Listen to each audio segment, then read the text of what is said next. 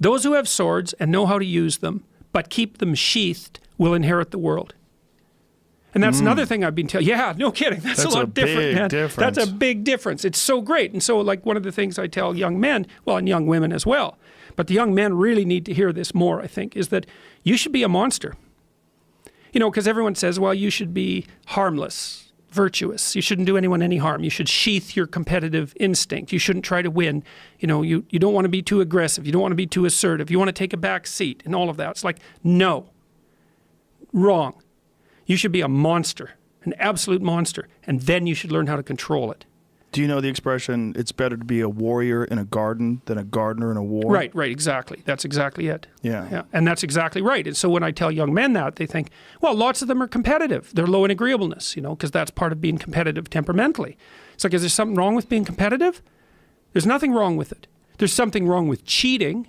There's something wrong with being a tyrant. There's something wrong with winning unfairly. All of those things are bad, but you don't want people to win? What's the difference between trying to win and striving?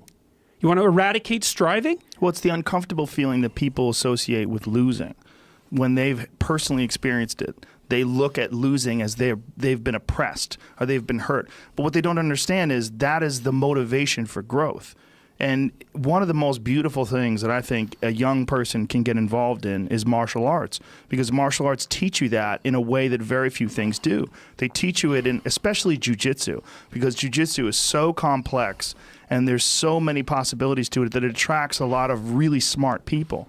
If you think of jiu-jitsu, you would think of like brutish individuals engaging in this hard martial art. If you go to a real good jiu-jitsu school, you see nerds. You see a bunch of like really smart kids that really get obsessed with the possibilities of this physical language. This physical language also teaches you the consequences of not working hard, of not being prepared, of not understanding positions, of not doing due diligence and doing the work. And it's an amazing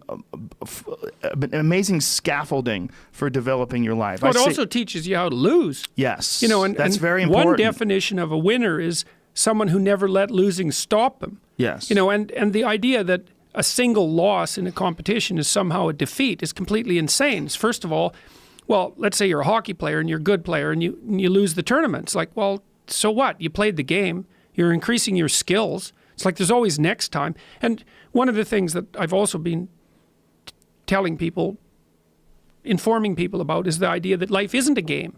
It's a series of games. And the right ethic is to be the winner of the series of games. And part of that means you have to learn how to be a good loser, because you're not going to win every single game. But you also have to embrace those losses as learning experiences.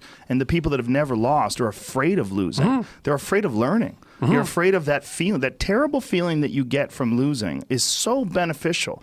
It's aided me in so many ways. Like, it's one of the reasons, and also one of the reasons why I talk so openly about bombing on stage. And I do it with other comedians. I always want to tell people, yeah, I'm an established comedian. I've been a comedian for a long time. Let me tell you about like when I was 2 years in or 5 years in or 4 years ago. Like, let me tell you about some horrible moments on stage where it went wrong. Just so you understand, like, those things took me to another place. Because I realized I don't want to ever feel that feeling again.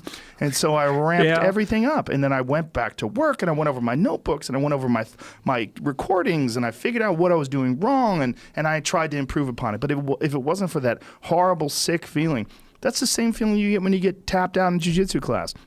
Same feeling you get when you lose a martial arts tournament or anything else. Losing is important. Well, you might also say, like, let's say that you could pick your you can pick your level of competition in life to some degree.